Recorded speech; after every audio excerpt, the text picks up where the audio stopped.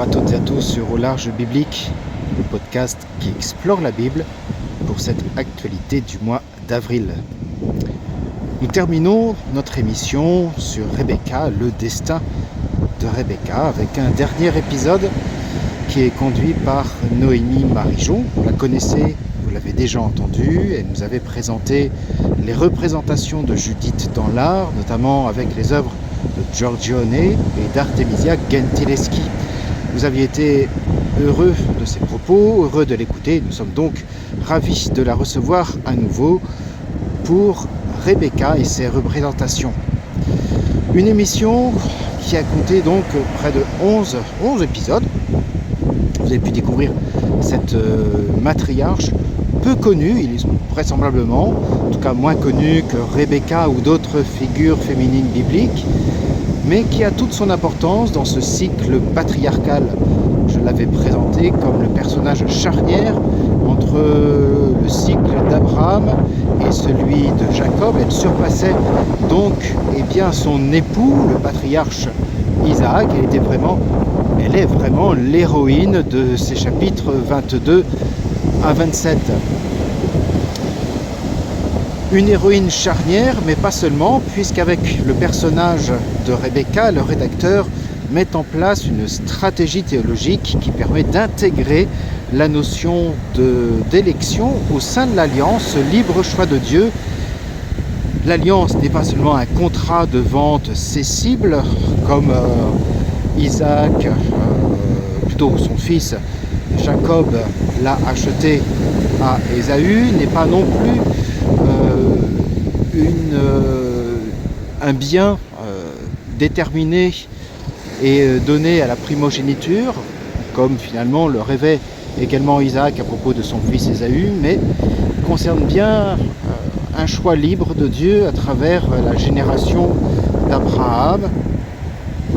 Donc c'est une série qui nous appelle aussi à entendre la suite, c'est-à-dire le cycle de Jacob que nous entendrons bientôt ou prochainement. J'espère que vous avez apprécié cette émission. N'hésitez pas à me faire remonter vos impressions, ce qui vous a intéressé, ce que vous avez découvert, ce qui vous a plu.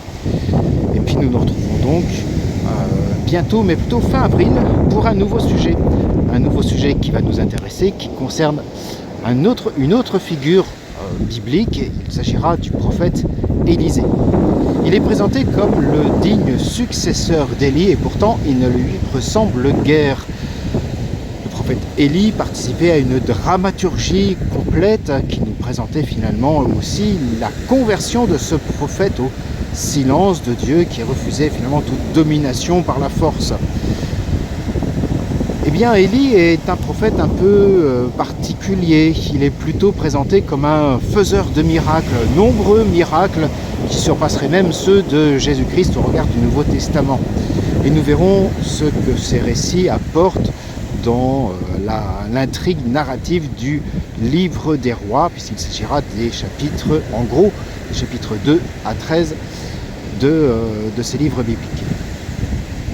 Voilà, vous le découvrirez tout ça après Pâques. On va se laisser une petite pause, le temps que vous puissiez terminer tranquillement l'émission consacrée à Rebecca. Alors, un personnage Élisée assez atypique, comme je le disais, et plutôt surprenant. Voilà pour l'actualité du podcast. Dans la prochaine newsletter, vous découvrirez aussi les conseils de lecture et d'écoute qui vont concerner particulièrement un événement. Ce sont les 1700 ans de l'anniversaire du concile de Nicée. Qu'est-ce qu'il en reste pour notre foi aujourd'hui, pour la foi de l'Église? Quelle est son importance, ses enjeux et ses fondements bibliques? Voilà, je vous proposerai différents liens sur ce concile de Nicée, ou appelé plus tard Nicée-Constantinople. Voilà pour cette actualité du mois d'avril. Je vous souhaite une bonne fin de carême, à la mi-carême plutôt même. Et on se dit donc à très bientôt sur Au Large Biblique, sur le site comme sur le podcast.